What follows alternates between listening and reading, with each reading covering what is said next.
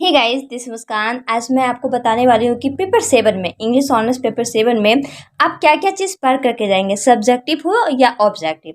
आज मैं उन दोनों के बारे में बात करने वाली हूँ कि सब्जेक्टिव में आपको क्या रिवीजन करके जाना है, क्या तैयारी करके जाना है, एज वेल एज ऑब्जेक्टिव में क्या क्या आपको पढ़ाई करना है। ठीक है, तो चलिए बिना डिले हम लोग स्टार्ट करते हैं। सबसे फर्स्ट क्वेश्चन जो आपके एग्जाम में आने वाला है ना, जो कि 16 मार्क्स से बिलोंग करता है, वो है आपका post independent Indian English poetry या फिर post independence Indian English novel. या तो इंग्लिश नॉवल या तो इंग्लिश पोएट्री आना है, मतलब दोनों में से कोई एक कंफर्म आएगा आपके एग्जाम में। जो कितने मार्क्स का आएगा, 16 मार्क्स आएगा, जिसमें अप्रॉक्स आपके 4 पेज तो लिखने ही होंगे, 4-5 page. After that critical appreciation आने वाला है किसी एक पर। तो मैंने 3 इंपॉर्टेंट बताए हैं आपके एग्जाम के लिए। अगर आप इन तीनों को प्रिपेयर करते हैं तो एक कंफर्म आपके एग्जाम में आ जाएगा। और रही बात क्रिटिकल एप्रिसिएशन की, तो मैं आपको बता दूं कि आपके मतलब बुक के अकॉर्डिंग ना बहुत सारे पोएम्स हैं, तो उन सारे पोएम्स को बताना उस मतलब उतने सारे को रिवीजन करना पॉसिबल नहीं है, जिसमें कि मैंने 3 इंपॉर्टेंट कलेक्ट किया है। आप इन तीनों को कवर कर लीजिए, उसमें से एक आ जाएगा आपके एग्जाम में। The first one is the tiger and the deer, second one is village song and the third one is our casuarina tree. After that आप जो प्रिपेयर करेंगे वो होगा इंडियन सिविलाइजेशन एंड कल्चर। इसका आपका थीम पर लिखने आ सकता है, या तो टाइटल जस्टिफिकेशन आ सकता है। मतलब इंडियन सिविलाइजेशन एंड कल्चर से एक क्वेश्चन कंफर्म है, जो कितने मार्क्स का आएगा, 16 मार्क्स का। या फिर उसमें आ सकता है आपका द बेबस ऑफ नैन जोड़े। मतलब इन दोनों में से कोई एक आपके एग्जाम में आएगा, तो आपको इन दोनों को पढ़ करके जाना है। बहुत आसान है, इसलिए तरीके से आप अपने ऑन लैंग्वेज में लिख सकते हैं, क्योंकि अधिकतर क्वेश्चन आंसर क्या होता है ना, खुद के लैंग्वेज में लिखा जाना चाहिए, ना कि किताबी लैंग्वेज। किताबी लैंग्वेज तो समझ में भी नहीं आएगा, तो उसको याद करना तो पॉसिबल है नहीं। तो आप अपने लैंग्वेज के अकॉर्डिंग लिखिए answer, that will be perfect. ये भी आपका 16 मार्क्स का है।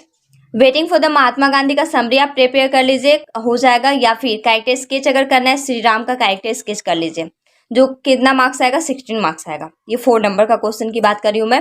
आफ्टर दैट जो 5th नंबर में आएगा ना, वो आता है एक्सप्लेनेशन। किसी दो पे बनाने होते हैं आपको, वो कितना आएगा, 8 मल्टीप्लाई 16। जैसा कि आपको पता है कि एक्सप्लेनेशन बनाने का फॉर्मेट क्या होता है। अब बात है कि आप पहचानेंगे कैसे कि कौन सा लाइन कहाँ से दिया गया है।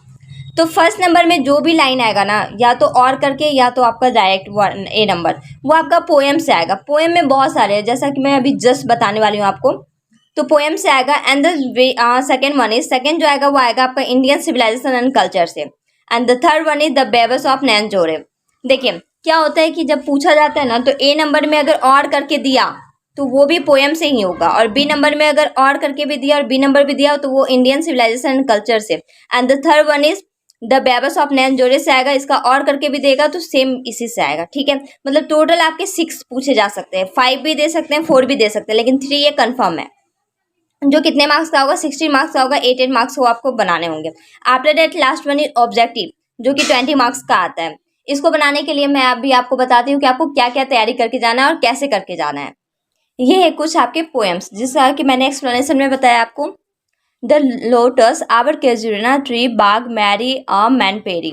ये चारों के चारों तोरू देट के द्वारा लिखे गए हैं। हेवन ऑफ फ्रीडम, ब्रिजी अ प्लेस, साइलेंट स्टेप, ये तीनों के तीनों Rabindranath Tagore. Can it be, the garden passion, और टू मिसेस मदर, ये तीनों के तीनों Manmohan Ghosh.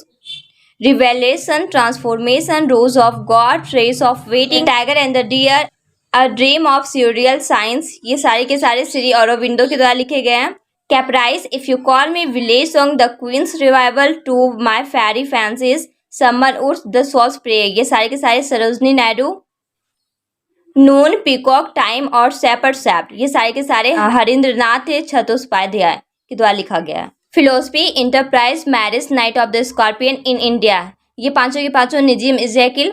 Indian summer, a missing person, the hot shots in a Calcutta street, Jayanta Mahapatra के द्वारा लिखा गया है। An introduction, the dance of the eunuchs, summer in Kolkata after the illness, ये सारे के सारे कमला दास के द्वारा लिखा गया है। ये सारे पोएम्स हैं, जिसमें कि मैंने 3 इंपॉर्टेंट बताया था आपका क्रिटिकल एप्रिसिएशन में, एज वेल एज आपका एक्सप्लेनेशन में।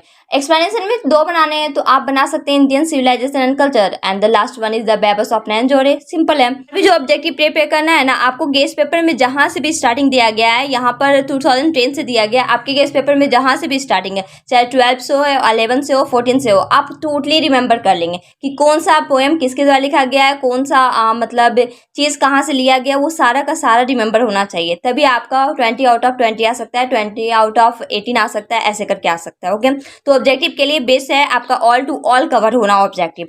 एज वेल एज आपको सब्जेक्टिव में अगर किसी का नोट्स चाहिए या समझ नहीं आ रहा है समरी क्या होगा, कैसे लिखना होगा, तो you can share with me on comment box as well as Telegram. अगर आपको कहीं भी कोई प्रॉब्लम है या नोट्स चाहिए तो आप टेलीग्राम या फिर कमेंट सेक्शन में आप हमें बता सकते हैं। I hope you got understand very well. Now if you have any doubt और confusion you can ask me on comment box. Thank you so much for watching my channel.